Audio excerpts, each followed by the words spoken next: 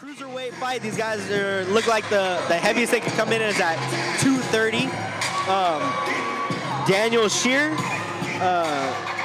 I'm not sure exactly what his weight is that he came in today, but it is a cruiserweight, 205.1 to 230 pounds. This is a battle of two undefeated amateur fighters.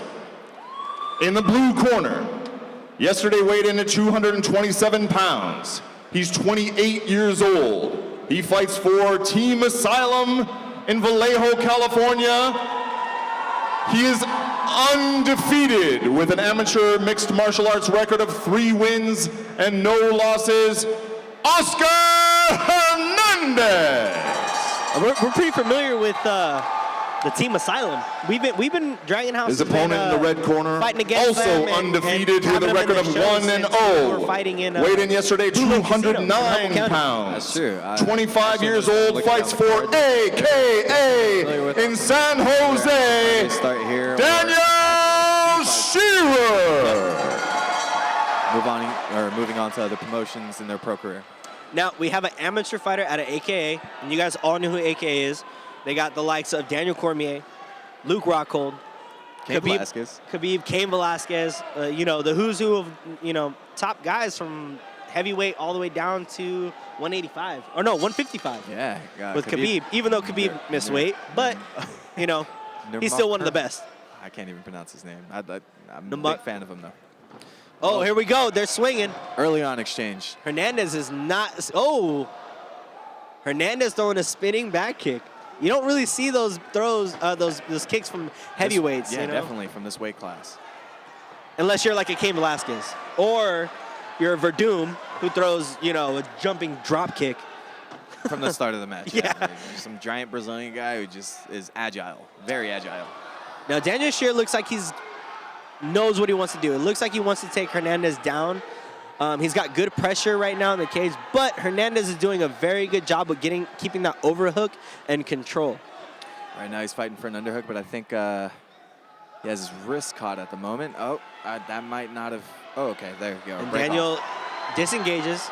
See, now if I was Hernandez, I would have kept that underhook and shucked him down with like a wizard, wrestling style, and have been able to move. And then at that point, you can actually knee, you can break away, move, whatever you need to do.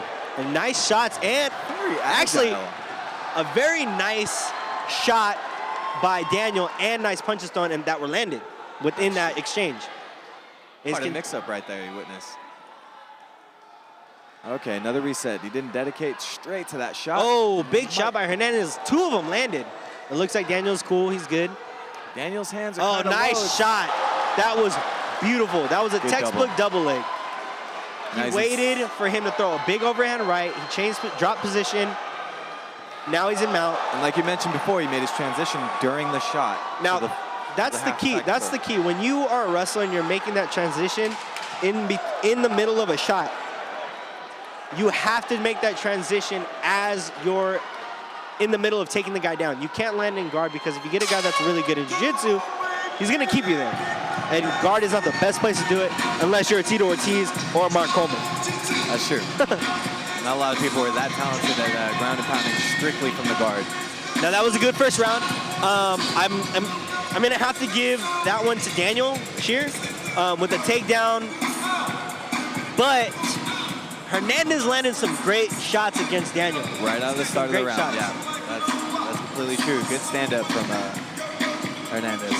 Now, what you're going to notice is that we're going to see where these heavyweight amateurs' cardio lies. Mind you, they're only 3 2-minute rounds, but you're giving everything you have in those 2 minutes. Very true. And, the 2-minute, I think it's perfect for amateurs. Yeah. Hernandez was on the receiving end of the full mount right there at the end of the round, and he wasn't actually, shrimping out or trying to escape that. Had it been more than the 2-minute round, he might have not necessarily ended the fight, but taken a lot of damage. Hernandez is breathing pretty heavy. Daniel looks like he's able to start controlling his breathing a little bit, still breathing a little heavy. But again, like I said, with these amateur fights, you're going 100 miles an hour from start to finish. You know, That's true. when I was wrestling in college or in high school and college, 6 minutes of fun. That's what it is. You know, you're going balls to the wall for 6 minutes. Damn sprint for 6 minutes. Okay. So Hernandez giving some space to Daniel. Daniel's hands are a bit low, you know. Yeah. I don't know if it's because he's tired or it's just he might have a background in wrestling and I such. think that's his style, man. He's got really, he looks like he's comfortable on the ground.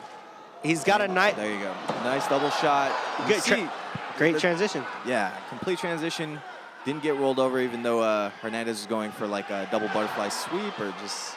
Now, this is where things are going to get a little bit difficult for Hernandez because he's not going to be able to, he already lost the grip that he had. So what Daniel needs to do is he needs to pop that arm out, which is he's doing now, which is a little harder because of the gloves. And he's dedicating... Oh, Ooh, during there the was an scramble. arm bar right there. Yeah.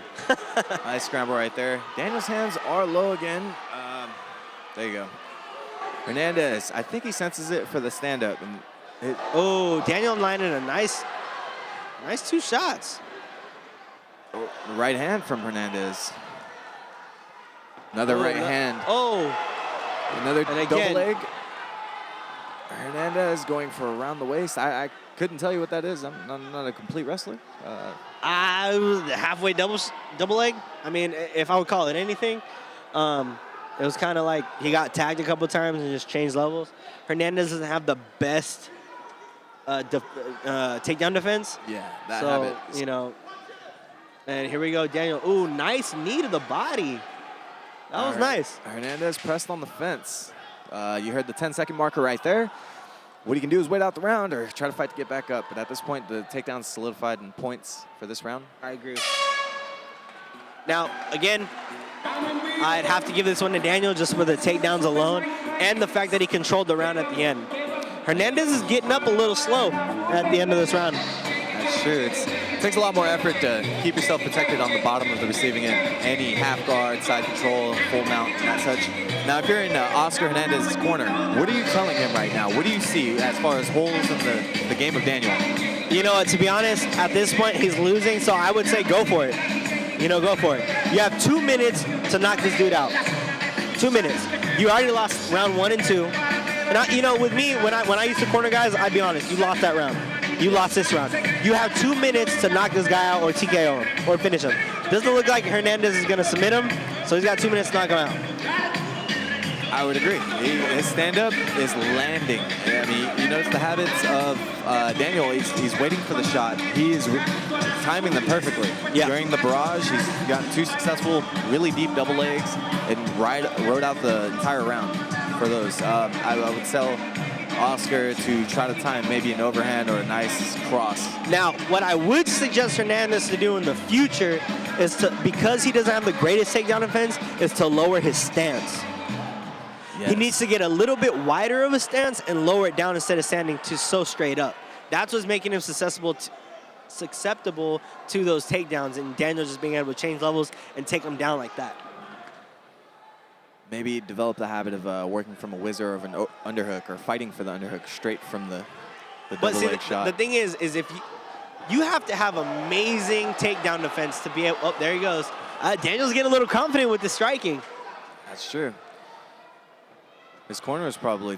Oh, there you go. And there's that Daniel double shoots leg. for the double again. See, again, Hernandez doesn't... Okay, what you do when you get in that position, he wasn't taken down right away. All he needed to do was crossface. Crossface. Push your hips back out. Yeah.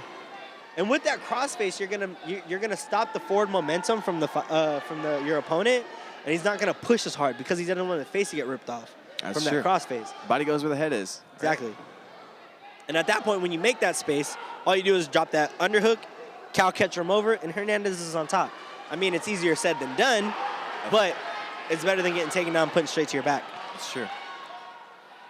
Right now, Hernandez fighting from the bottom of the guard. We have Daniel working. See a few elbows to the stomach, working body to head with those lovely camo gloves that we're all fans of. Very, very padded. Very padded. About 6 ounces, 2 times the regular size of You know, that was the biggest change, is the fact that like, when you get into the professional-sized gloves, that you feel it. You can feel the difference. That's You can very feel the padding that's not there anymore. and the fact that you got way more grip than you had before.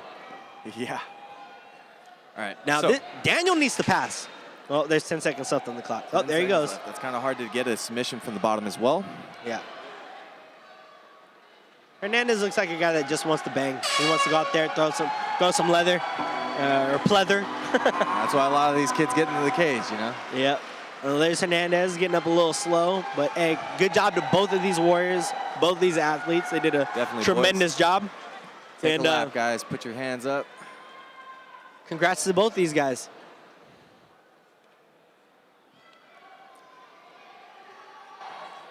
Another amateur bout. So this is fight number 2 out of 21 fights. So we have 19 fights left. A lot of fights. That's quite a night of action. You know, typically we get, I think we have around 15 scheduled, and you know, due to weight cuts, we get a lot of canceled fights. Yeah. This is the first card that every fight that was booked has been through. So I got to think, where did we start when we were booking these fights? Where was Sifu Jong Lo's had 25 fights? I mean, maybe he had 4 canceled. Like, I think he was overprepared. I think he overbooked just in case the fighters did back out, and every fighter showed up game and ready to fight. And so we're at 21 fights, and you know, I'm not going to complain. It's a lot of action. It is a lot of action, and for the fans here, it's a pretty packed house. That's true. To be quite honest, a lot of supporters from a lot of the gyms around here. You know, this is one of the forefront. Like I said before, a lot of these guys that fought at the Dragunov events have moved on to bigger events, Bellator, UFC. You know, those. Or even fighting like PXC out in Pacific Extreme Combat, Guam and stuff. Yeah, or URCC. That's true. Which was here the last time. That's where I did my commentating last. I was able to have the privilege of watching some great Filipino fighters come out here and do their thing. Notably, one of their fighters, his name slips my mind, but he was holding a title at 205. Ladies and gentlemen, our judges have rendered a unanimous decision. All 3 judges scored the fight 30-27 in favor of the winner. What, 210 to cut the weight back? In the red corner, Daniel Scherer. About that decision. You know, the only thing I would have to say about Hernandez at this point is work on your takedown defense. That's it, man. You're game to throw the leather, and widen that stance and work on a little bit of that footwork. Work on that crossface. Don't be scared to put your forearm in their face.